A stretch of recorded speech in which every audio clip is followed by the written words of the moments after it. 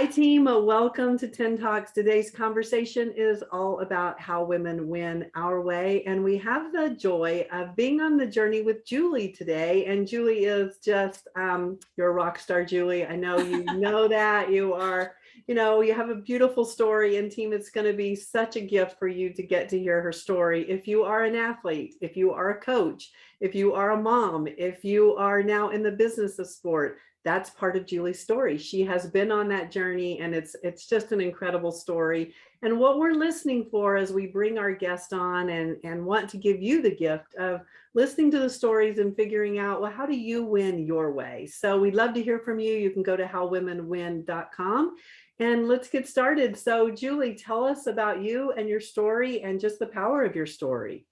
Oh my gosh, how long do you guys have? You want the 5-minute synopsis or the 2-hour synopsis? No. No, I really appreciate being on. It's an honor to be part of this because I think these types of conversations are what do provoke change and elicit change. And that's really where we want to be pushing women more and more in the sport.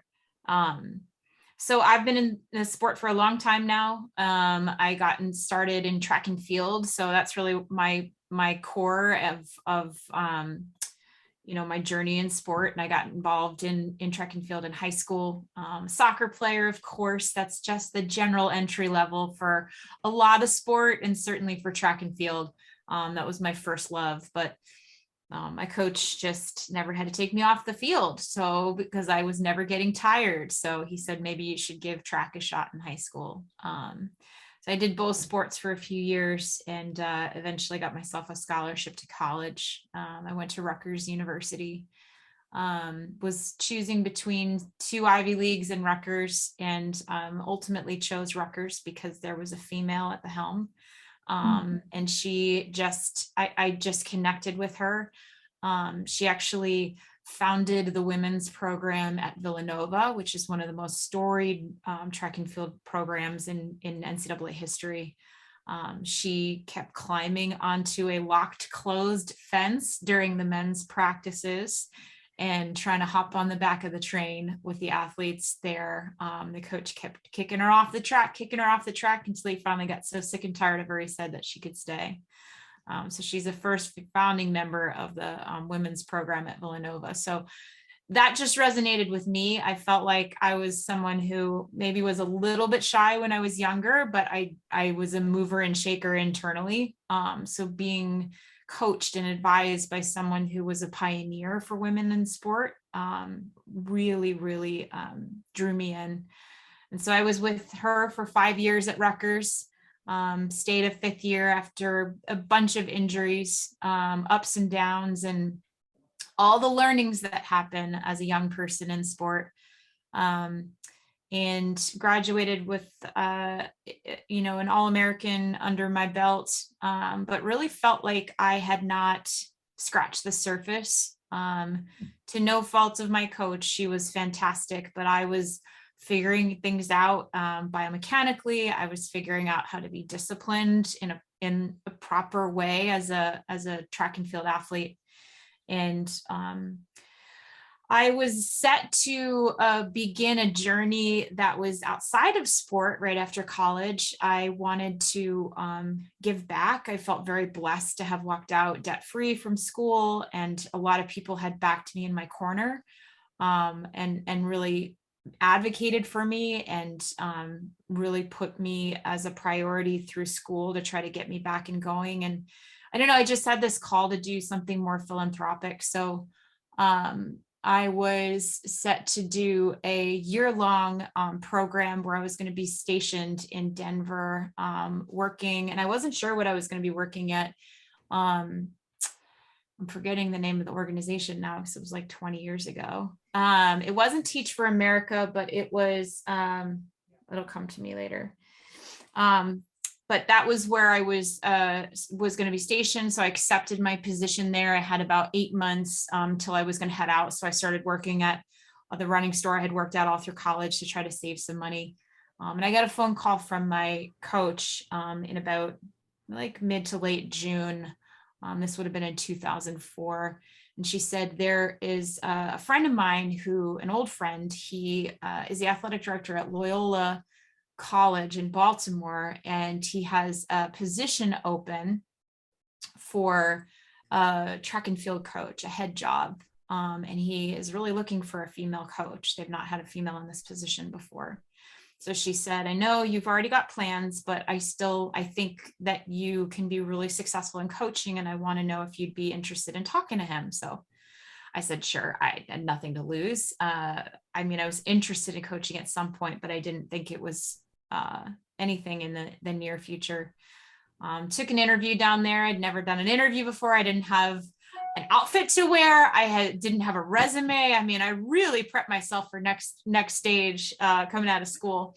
So I did it. I thought it'd be great for the experience just to interview and learn. And they offered me the position. So I was very surprised, but I really look back on that moment as being really pivotal for me. I would have walked away from the sport if that hadn't happened. My life would have gone in a different direction. And I'm not sure I would be where I am today, honestly, if that moment hadn't happened, that opportunity hadn't happened. And I coached for 2 years at Loyola, and I was ready to do that. I was pretty burnt out coming out of college. Like I knew there was a lot more I could give to the sport personally, but I didn't think that it was something that I could do right away. But the blessing there was that it kept me in the sport. I was still showing up for the sport. I was surrounded by the sport. I was giving to the sport. And I still remember the day standing at a track meet at Bucknell University in Pennsylvania. And I was holding the watch, and I just had this feeling come over me that I didn't want to be holding the watch anymore, that I wanted to be in the fight. So I actually resigned that spring and told my athletic director, like, thank you so much for the opportunity. Like, I want to pursue running. I don't know what that looks like. It was really scary. I didn't have a job. And so I reached out to a bunch of coaches, and no one was interested in coaching me. It just seemed kind of far-fetched, I think. And most athletes were really kind of picked up right after college with sponsorship and some sort of support. Now, I was a couple years out. I had gained a little bit of weight from coaching and being on the sidelines and not training at a high level. And so it probably just looked like a pipe dream.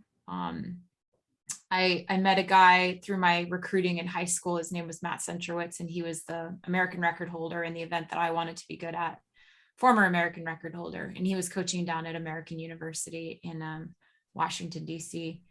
And I reached out to him and told him I was leaving Loyola, and I really, was hoping that he would consider coaching me. And he laughed and he said, why don't you call me in 6 months when you get in shape? And this was June of 2006. And I didn't know how I was going to make money. I didn't know how I was going to live. And thankfully, that same athletic director, God bless him, he actually passed away a year ago. He built a small position for me within the athletic department so that he could help me bridge the gap to help me pursue my dream. So he created a 1-year assistant job. I was able to help hire the new coach to replace me and bring that coach up to speed and support them as they got settled. And at the same time, I was able to train with the team there and get myself in shape to be able to try to see if this coach would consider coaching me.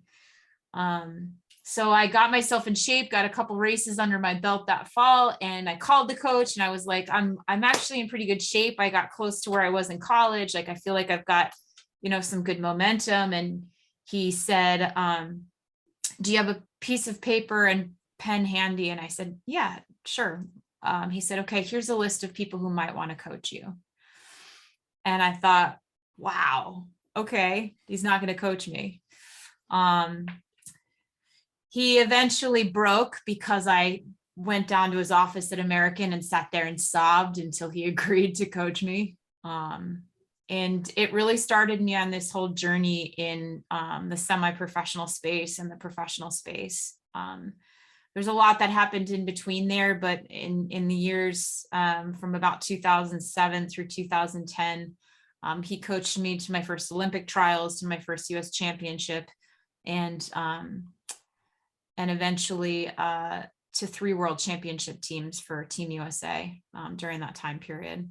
I started coming around the Georgetown University program, the track and field team there. I had a friend who was coaching there, and he said, why don't you you'd be a great influence to be around the women. Why don't you just start coming around the program, meeting for practices and whenever it worked with my training schedule as I was still running pro. After about 6 months of doing that, there was an opening inside the program, which they brought me in as an assistant coach. And then a year after that, there was a shakeup in the program, and my assistant coach role moved up a little bit. And then the following year, the whole program shook up, and they asked me to be the director of track and field there. So in a period of about less than 2 years, I was a volunteer, and then I was heading up all of our men's and women's team there. It was a very challenging decision to make, because when the decision came across my plate, I was 38 weeks pregnant with my first son. And my athletic director at the time, it was about 2 weeks before the team was about to come back for the start of the year. It was August. And he said, I don't want to put pressure on you to make this decision before you have your baby, but I want to put pressure on you to make this decision before you have your baby, because once you have your baby, you're going to, like, all of the decisions that you want to make about long-term for your career, it may be hard to sort through, just because those first couple of weeks and months are a lot and very sleepless. And so my husband and I had to make that decision right before. I actually texted him on my way to the hospital and said, I'll take the job. And it was awesome. We did a lot. It was a really challenging program to be a part of. The alumni are so strong there. It's one of the most storied programs. The rivalry between, I talked about Villanova earlier, the rivalry between Georgetown and Villanova and track and field, it spans decades. The alumni there there's many Olympians that have come from that program, star coaches across the industry. And so it was a huge seat to fill. And it was the first time a female was sitting in that position. And I was picking up the pieces from 2 years of turnover and some bad press and some bad things that had kind of happened previously. And we built it from scratch again. We essentially had to look at it and decide what it looked like moving into the future. How are we going to be different? We can't just run the same model that this program has found success with in the past. That was really hard because, everybody likes the way things once were. Even the alumni would badger us that it could never be as good as it was when they were there. And we all know that story. Everybody remembers their time as being the best. But it was an awesome experience. I left the program in the summer of 2020. Carlette was coaching me through that time period. The summer prior in 2019 or spring prior is when Carlette and I met, and I did the life coaching certification program. And I came to that program because I needed a change in myself. I needed a different way of doing things. I was schooled in old school coaching, and it wasn't working in the style that I needed to have, like coming from a position of love and understanding that toughness can be a part of that equation. And so I came to Carlette like I was hitting my head against a wall, and I needed change, and I needed to kind of step into my own leadership instead of trying to do it the way others had showed me or taught me, or feeling like I had to fill a certain mold that pre-existed in the program. But I ended up leaving the program in the summer of 2020 after the pandemic.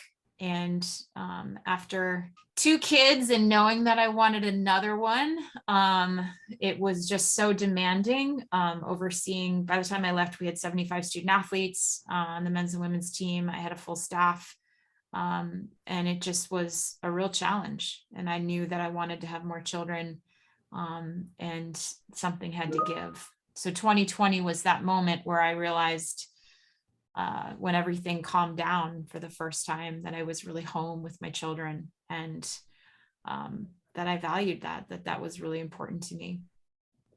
So I ended up switching.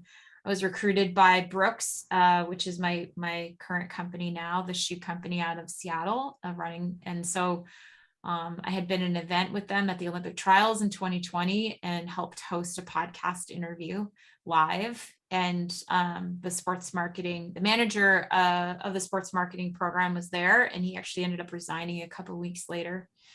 And so they reached out to me and recruited me and wanted me to move to Seattle. And I said, no. I said, I would love this job. It's a dream job for me, but ultimately I want to be with my family, and my family is here. And I wasn't going to waver from that if I was going to make that kind of change in my life. And we all saw that people were starting to work differently, and roles were being reconsidered and relocated. And so they agreed to allow me to be a full-time remote employee on the East Coast. And I'm here today. So I did have another baby along the way. We've had a third baby. Yeah. Yeah. Yep. So I have a almost 7-month-old son. He'll be 7 months on the 9th. So Julie, many of the coaches that we visited with are coaching teams of women. You are coaching mixed gender teams, it sounds as if, for much of your career. What are the opportunities and the challenges that presents? Yeah, so I would say the one thing that I didn't do was I didn't directly coach the men. So I oversaw the program. The buck stopped at me. I was the disciplinarian. I was the one who was doing all the administrative work. But my staff, I had 2 male staff members that recruited on the men's side. So I look back on that experience, and I actually told this story this morning. I had a couple beers with one of our guys, our star milers, a couple weeks ago. And, he's obviously graduated now. And so we were catching up. He was in DC. And he said to me, he's like, why did you never coach the men, like directly coach the men? And I looked at him kind of like I just never had the confidence to. I mean, we had someone in place at that time, but I didn't have the confidence that I could be a great men's coach. Like there are not examples of that in our space. Even since I left, which is 2 years ago, there are several more examples of high-level programs being coached by women. But there just weren't when I first started in that role in 2016. And I just was like, I don't know if I can relate to them. I don't want the criticism from them. I'm not confident in myself to be able to do that. And he was like, it's really a shame because you would have been a damn good men's coach. And I was like, wow, like that was such an awesome moment for me, but I didn't have the confidence to do that. So I oversaw the program. Like I had to come down on them, which I don't know. I don't think it's that hard to come down on collegiate boys because they do silly things. Yeah. So I didn't have a problem with that. But as far as like really getting in the weeds on their training and the day-to-day with them and what they're going through in their lives, like I didn't have the confidence to do that. I think if I came back to the sport in a coaching capacity, I would absolutely have the confidence to do that, but I didn't at that time. And in your current role at Brooks, do you have a mixed gender team that you're directing? Yeah, so I have, so I manage all of our pro athletes now. So I don't coach them, but I manage them. So I manage men and women. We have about 50 athletes that compete in trail running, in road racing, and then in track. So I do oversee both genders now. And I think that was one of the things that was helpful in me taking on this role in kind of a different capacity, is just my experience running a program, overseeing, from top to bottom, all aspects of the sport. And is there, in your role now, is there a difference with how you're working with your male athletes and your female athletes that you notice, or is it pretty much they're all pros and they act like pros and you treat them like pros? This is in my experience. In my experience, it's easier to have, for me, it's easier to have very straightforward conversations with men than it is with women. Like, give us an example without using names, obviously, but yeah. Let me think.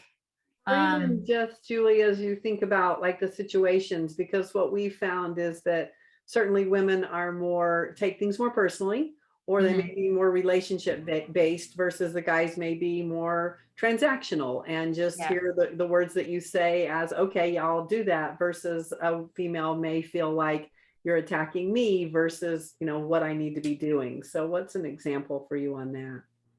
Yeah, I mean, I have an athlete right now who's asking to do a competition outside of the normal race schedule, and his coach is not happy with it, and I'm not happy with it. And I have to have a conversation with him this week, and I don't have a problem having a conversation with him about it this week. You know, just like, hey, this is not what we're asking you to do. I kind of need you to just stick to the plan. I don't feel like if I had to have that conversation with a female, I would worry that she would again take it personally. Kind of like, does she not believe in me? Why is she cutting me off from this opportunity? Like, it just has to be handled a little bit more delicately. It's been much easier for me to just have a very straightforward conversation with our men. And then I think when there's a situation that arises with the women, there's a little bit more dynamic that I have to kind of like dig in on and understand, make sure there's, you know, if there's sensitivities there, that I'm considering those sensitivities before I kind of just pick up the phone and say, hey, what's going on? You know, it's a different dynamic. Now, I will say that the women that I've worked with that are more senior and more veterans in the space, much easier to have that conversation. I work with a woman who is a superstar, and she's one of the easiest people for me to work with. And I can just say, like, hey, what's the deal here? Oh, okay. Yeah. Here's what I was thinking. And here's it. Oh, okay, great. You know, super easy. But I think I work with a lot of very young women, just post-collegiate. And I think there's just a little bit more sensitivity in how I approach it. That doesn't mean that they can't handle it, but I think I just have to be a little bit more thoughtful on where I'm meeting them. And so you came out of coaching, and you came out of coaching mostly women. Yeah. So do those skills come quite naturally to you and easily because you had them from the coaching time? They do. I think the challenge that I have is like, I'm not there with them every day. Right. And so like when I was with my women every day, like I knew how they were showing up, you know, when they were at their best or when they weren't at their best. And if I needed to have a hard conversation, I would kind of navigate where they were like on any given day. Were they at their best at practice? What did they look like they were struggling? Did they have a hard test that week? Like there was more that I could consider in that consideration set to just make sure that I was meeting them in a proper space. So that definitely comes into play. Like I will call the head coach and just say, you know, hey, how's so-and-so? Is there anything I need to know before, I kind of jump on a call or ask this question? So Julie, you have the gift of being an athlete, being a coach, being a mom, having 3 boys. And one thing Kathy and I are so passionate about that led us to this project is really keeping women in sport. Yeah. And helping the college athlete female be able to navigate those young emotions, as you just so eloquently spoke of them, in terms of just that, how do you navigate the power of wanting to own being a female and be emotional and be strong and be everything that you want to be in college, and also, step into being a professional in your business of sport. So what would you say now that you can look back at it that could be words of wisdom for women coaches or young female athletes on really how to own being a woman and also get along well with the women that they're working with? Yeah, I think it's a callback to kind of what I said earlier. It's just like, at least my generation, like I was coached differently than, and we've talked about this, Carlette, but I was coached differently than can be coached now.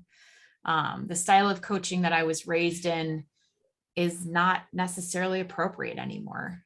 It was never appropriate, to be honest with you, but it is certainly much more visible now. And we are challenging the way that young men and women are being coached, or I should say young women and men are being coached.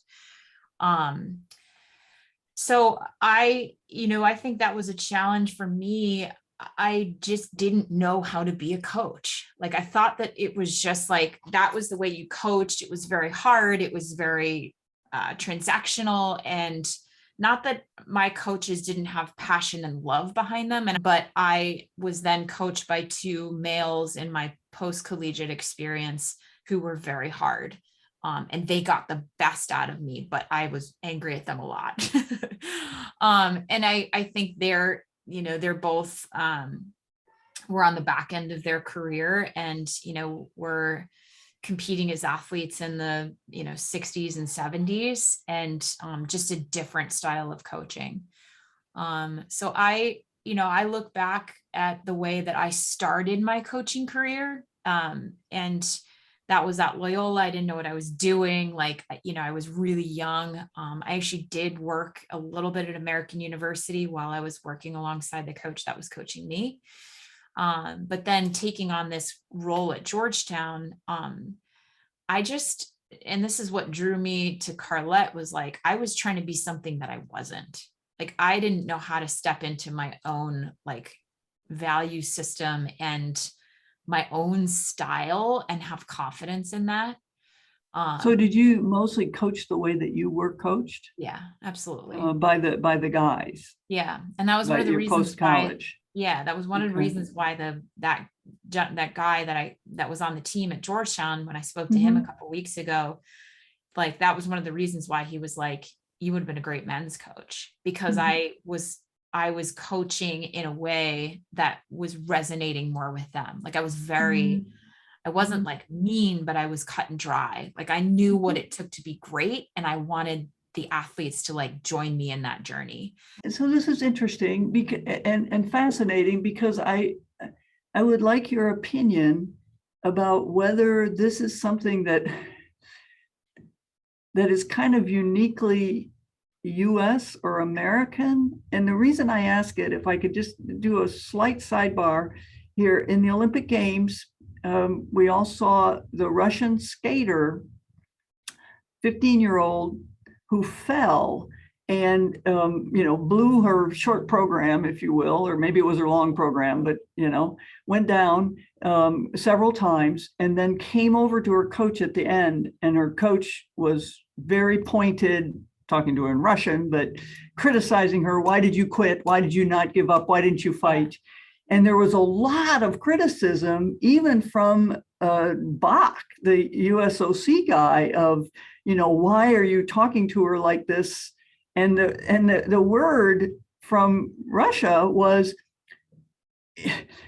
to be an elite athlete, you have to be tough.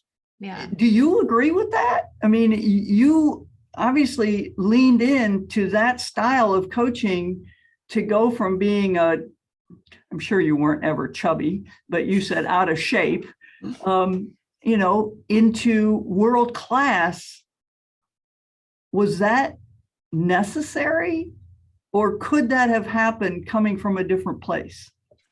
Yeah, I think it could have happened coming from a different place. I see, and I understand that way very well. I responded to that way. I mean, my mom, I remember when I was a kid playing soccer, like, she told my coaches to yell at me because that's how I reacted. Like, I reacted to like that type of like get going.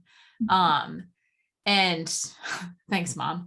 But I think I do think there's a dynamic and there's a psychology behind, like, I can look back and say to myself, like, especially with the coach I first started working with post-collegiately, like, I was angry at him half the time. And half the time I was just like, I'm going to prove him wrong. It wasn't like a healthy way to look at a relationship. Like, I was scared when he called, when his number came up on my phone, because I didn't know if he was going to yell at me or if I was in good graces. So like, there is a space that we all operated in for a really long time. And I think that still happens globally. Like, I think we question these things in maybe the Western space, where we're starting to look at things a little bit differently and different approaches to things. But like, that dynamic was really successful for me, but it wasn't healthy. Right. And that's, I think, it wasn't an unhealthy relationship. It wasn't like, the way that we whatever. Yeah. Right. It's just that, like, I knew, like, I responded, but that didn't mean that that was a good thing. Right. And so, when I approached coaching, it was never like that, but I kind of had that in the back of my mind of almost like, they don't even know what it means to be like yelled at and screamed at. And, they don't even understand like what it took to be at that level. To be great. Right? Yeah. To be great. Yeah. Yeah. But if you knew what I went through to be great and stuff. Right. Yeah, right. So you and must like not want to be great. Sacrifices and like the fear, like there was definitely a level of fear that I had with my coaches. And so I was grappling with that in my own coaching career, is like, well, they need to fear me, but then I also need to be like this mother figure to them. So I think that was like, for me, half the time I was just confused. I was like, I don't know how to show up. Like, I don't. And your experience of explaining your coaches, where your college coach, you chose because it was a her and was a love-based relationship, starting from love, and then males. So were you ever coached by a female, and can women get away with a fear-based coaching? I mean, it would not have worked on you. In other words, because you accepted that from the guys. In fact, not only accepted it, you sought it. Yeah. So you thrived under it. I mean, you thrived under it. You became you became incredibly successful. I know what you're asking. And I think the answer for me is like, no, I wouldn't have responded to that from a female, at least at that time in my life.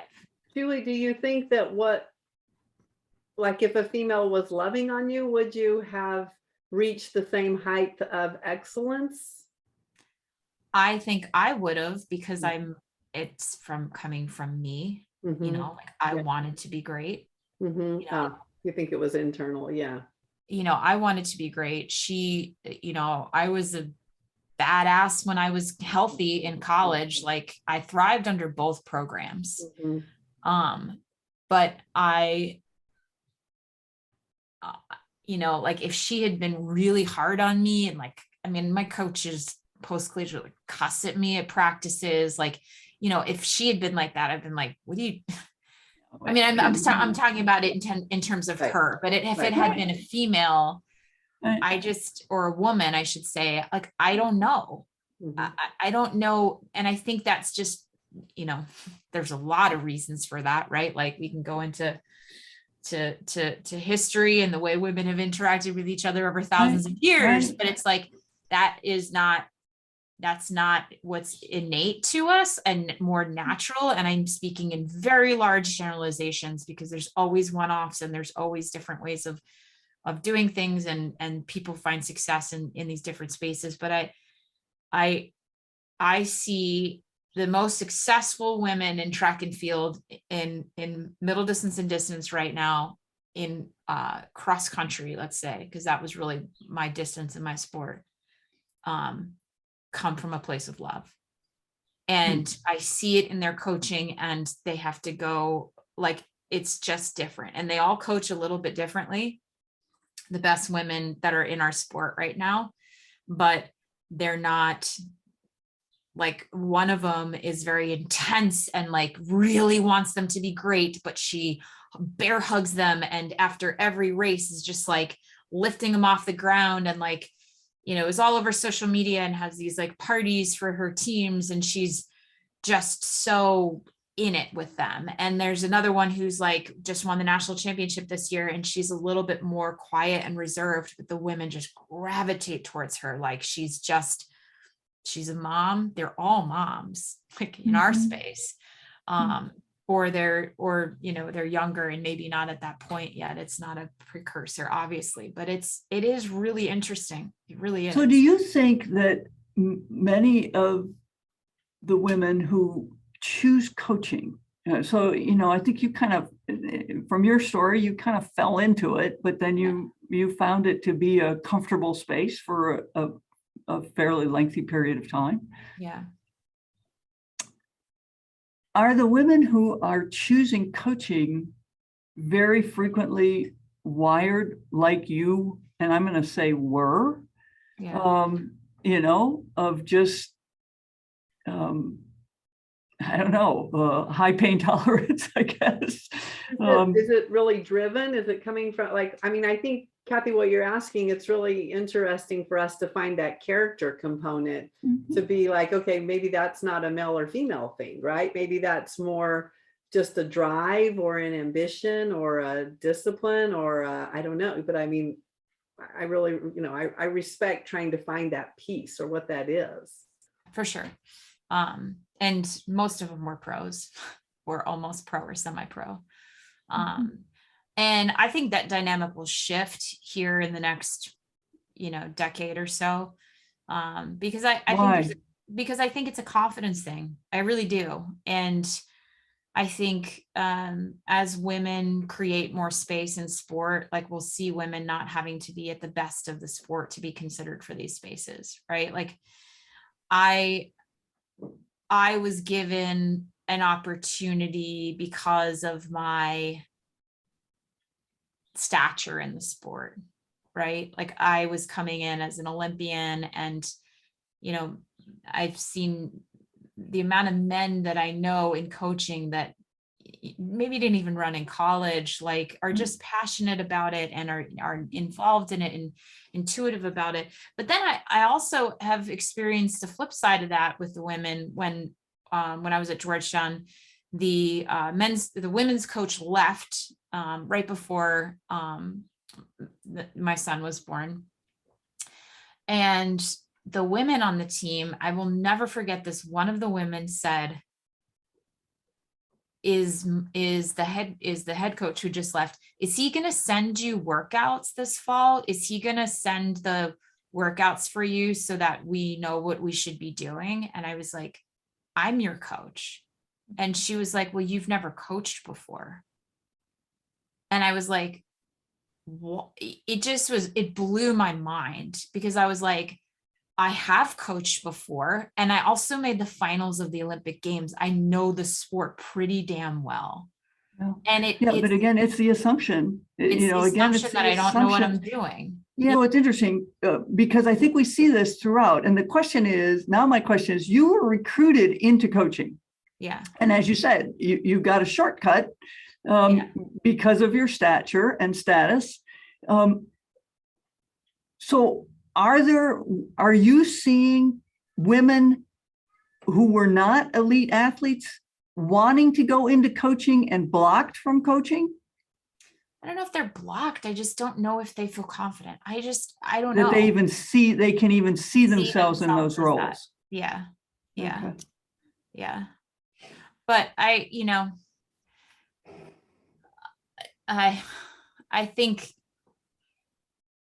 think women's sport is just different in general too. Like I just don't see the fandom. We all know this. Like there just isn't fandom on the women's side. Like they're not even fans of their own sport. We're not spectators the way to the same level or degree that the guys are. So we're not like diehard, super passionate, following every action in the sport. Did you see so-and-so ran this time? So, my husband comes out of track. And I remember when we were dating, going places with him and his friends, and all they talked about was this split and this running and this race and everything. It's like, yeesh, this is awful. Yeah, anyway.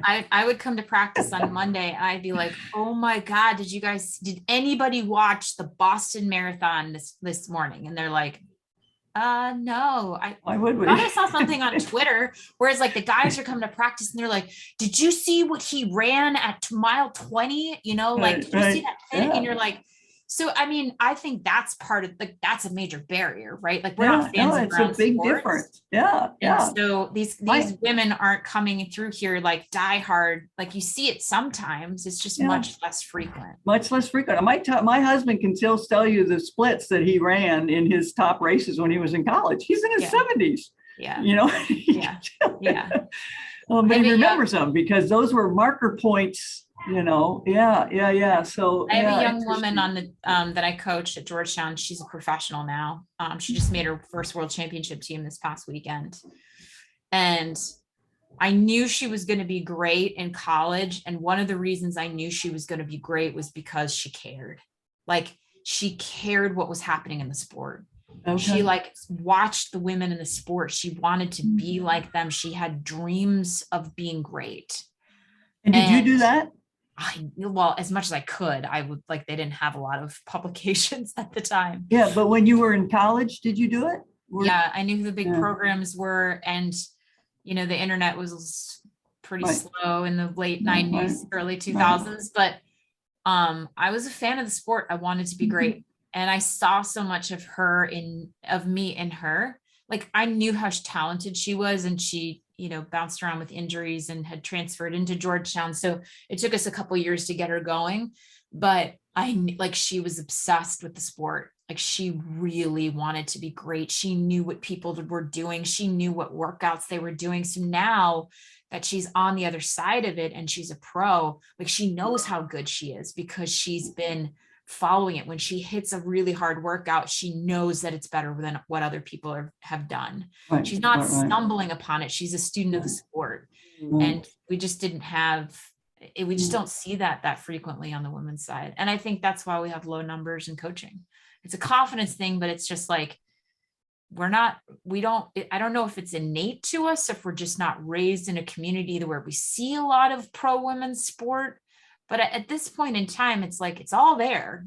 You can watch any race now. You can stream it. You can follow it on social media. There's no excuse for it anymore. It's hard. Yeah. I mean, it's certainly not just turn on ESPN and there it is, but it's absolutely very, very findable. Accessible. Yeah. And and so it will be interesting. This, you know, because it seems to me that the narrative now is with so much of what's happening with the emphasis on women's sports and gender equity is that this just hasn't been available. It hasn't been accessible. It hasn't been easy to find. And so now it all is. Right. So will that change the number of women who display this behavior? Yeah. Or not? I mean, I think that will be the next interesting iteration of this exploration of how we relate to sports and competition. Yeah. Julie, I want to talk about becoming a mom, because certainly for the women that I talk to that I'm encouraging to get into coaching, their usual question is, I just don't think I can manage a family and manage a career in coaching. It's interesting. They feel confident they can have careers outside of coaching, you know, kind of what that normal career would be. But in their mind, when they think about coaching, it's all consuming and they don't have a visual of how they would be able to have a family. So you had a family inside coaching, and you also chose to get out of coaching to expand your family. So and you are definitely a woman of the sport. You study the sport. You have that same tenacity that we've been talking about. What do you think is happening there, and how can we be part of keeping women in coaching? Yeah, I think it's just, again, like we can reference what we talked about earlier, but it's really about, I think, having the confidence to do it differently and being supported to do it differently. Like I always felt like I had to keep it separate, and that's my own insecurity. Like I needed to keep my family separate from my coaching responsibility, but like to be successful in coaching, it has to be interwoven. I truly believe that, because you cannot be as away as much as you are and as present with your teams if you don't interweave those two together. And I think that's ultimately what broke me, was because I just always felt like I needed to keep it separate. I didn't want them to think that I was soft, and part of that was like, I was going in and out of like pregnancy, delivery, postpartum, pregnancy, delivery, postpartum for like literally the 4 years that I was there. And even when I resigned, I was pregnant. I ended up miscarrying, but I was going through that space again. If I were to do it over again, I would find a way to interweave my family as part of it. That like our experience with me being your coach and you being my athletes is we are a family, and this is part of our family. This is part of our journey. But we're schooled to think that like when we are professional women, that we have to keep our family over here. And it's that way still in the business world, right? I'm there right now and like everyone's great and like, how are your kids? But also you're back to work and like, no one ever says it to you, but it's just like your responsibility doesn't change. Your job doesn't slow down. Like none of that happens. And so it's like, if I want to be great at my job, I need to execute at my job. And so I kind of like, don't really bring that piece into it. Again, maybe that's me. I'm speaking from my story and my journey. But I remember Carlette challenging me in our in my certification program, was just like, this is who you are. This is part of you. Like, this is your life. It's your world. And I wanted those two things to be separate because I thought I had to do that to be great. That like, if I brought them in, it was like an opportunity for them to criticize me, that I couldn't be at my best, or I was distracted, or that men that were coaching in the space. I mean, I did hear stuff through the grapevine of like people saying things of just like, well, do you like, maybe she's gonna have more kids, maybe she's gonna leave, maybe there's gonna be turnover in the program. Like those are just things that happen because they do happen. They do. And unfortunately, like we have to figure out how to end that cycle.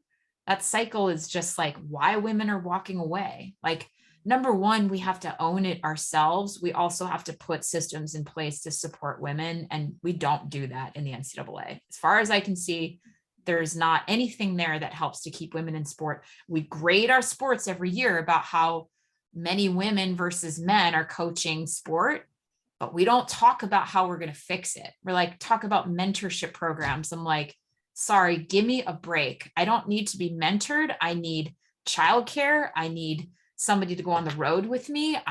There's a lot of things that I need to do this when my kids are really young. And if we're not going to talk about that stuff, it's just like, let's not be surprised and grade ourselves. I mean, track and field gets an F every single year. Every year in the NCAA, track and field F for the number of women that are involved in it. But are we doing anything to change it? No. Have any ideas on what we could do? Yeah, pay for childcare. Yeah. I talked that, so the last year in 2021, there were 2 cross-country national championships. There was the 2020 last spring and 2020 in the actual fall. And the woman who won the national championship in the spring, her team, which they were both led by women, by the way. She is the head coach at BYU. And I was recruiting a couple of her athletes on this side, on the Brooke side. And so I was talking to her around that time period. And I said, does BYU, we were just talking about women in sport, similar conversations. And I said, does BYU do anything? She goes, oh yeah, BYU is unbelievable. She's like, we are family. Like, this is a university that is focused on family. And as part of that, like she said, there's a male on her staff, and like his wife had a baby like a year or two ago, and he was given a nanny on the road so he could bring the baby with, or they supported the significant other coming on the road to be able to do that. I mean, these are not big, humongous chunks of money, but like, if I was able to have my baby on the road with me and hand my baby to someone to help me while I was there, and it wasn't me digging all this extra money out of pocket, like it just is exhausting, there's simple fixes here. I mean, Georgetown didn't have daycare until my child was 1.5 years old, and go figure, it was a 2-year waiting list. So think about that. So there's little things I think that we just still overlook, and they're basic. It's not like I don't know, I don't need anybody I don't need to be paid more necessarily. I need these like places where I'm receiving support when is necessary, to be able to go on the road and not worry about things and not constantly be feeling torn. And it's not just women, it's men too. Well, And you're saying the same thing is happening in the corporate world, or not happening? Yeah, I mean, but you can, I mean, I think we have a societal problem. I Oh, don't disagree with you on 100%. anything Yeah, that you've said about NCAA schools or Yeah. anything else and stuff, but I have young women here who have babies. Yeah, and they can't find childcare. And when they can find it, they can't afford it. And No, it's so and expensive. then, you know, and it's like, this is a social problem here It that is. that we've decided is okay. And it's Yeah. costing us a huge amount of labor hours, particularly for women. Yeah. In our culture. Yeah. Yeah. And I think, I don't know. Julie, let's talk about men championing women, because I really think it's interesting. You know, Kathy and I got together to figure out how women win our way. And part of a winning strategy our way is that women really value relationships and a support team. Mhm. And men are really good at that. You know, they have been able to be successful because they have been somewhat groomed and really brought up in that system. So, Julie, what would be your words of wisdom for women to really actually start to include men in their team of support? And how do men champion women having these changes to set them up for success? Yeah.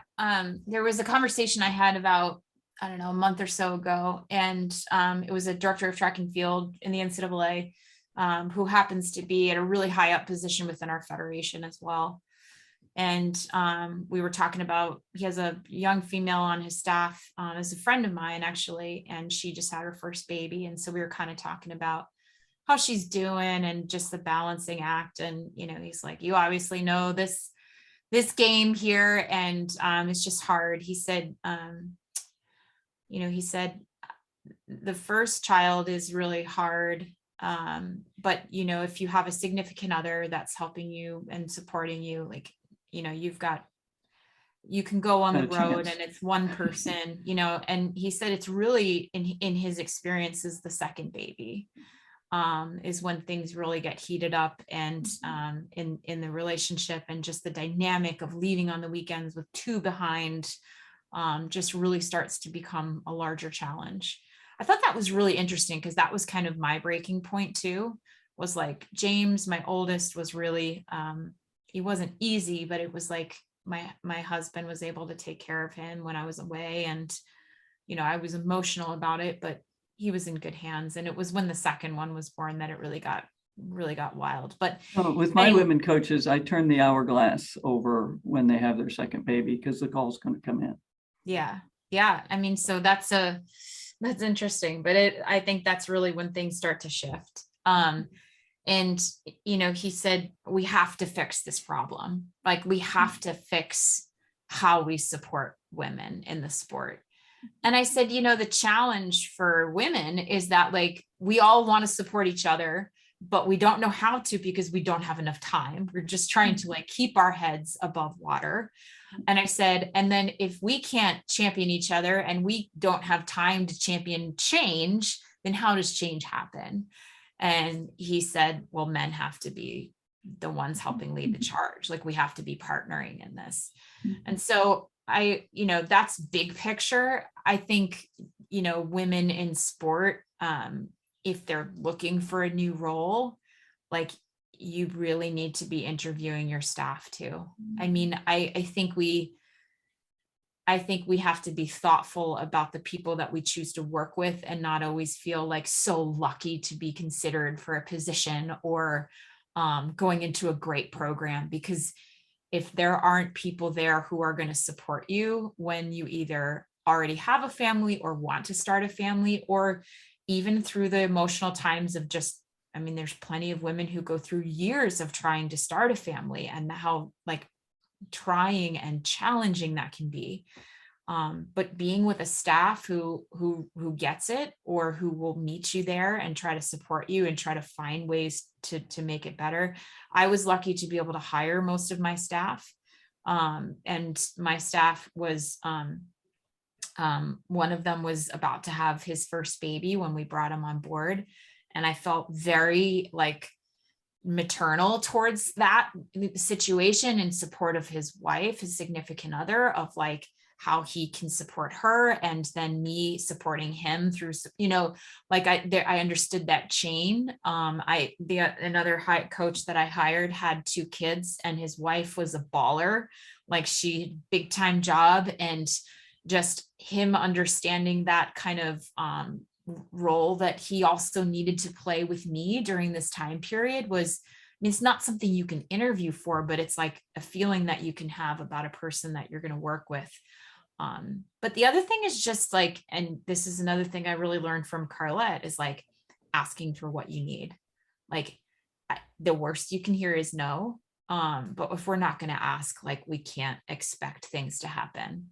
And again, when I first started off my role there, it was just like, no, I have something to prove. I have to be great. I have to separate these things. No one can see weakness in me. I have to be strong. And so by the end, I was kind of just like, hi, I've got 2 kids and this is really hard. And I need your support. And some days I'm going to be great, and some days I'm not, and here I am. This is just me, and we can do great things together, but we're not going to do great things if I'm running myself into the ground. Well said. Well, this has been a great conversation. So Kathy, as always, thank you. Julie, such a gift. It's an honor that you're one of our coaches as well. We love having you in the sports life coaching world too. And just thank you for your courage to keep developing, to keep going for it, and really being on this journey with us. Thank you. Always an honor, always a pleasure. Go out and win your week, figure out what works for you. And we're curious. We are on your support team, and we're just searching for these winning strategies. So we'd love to hear from you at howwomenwin.com. Thank you.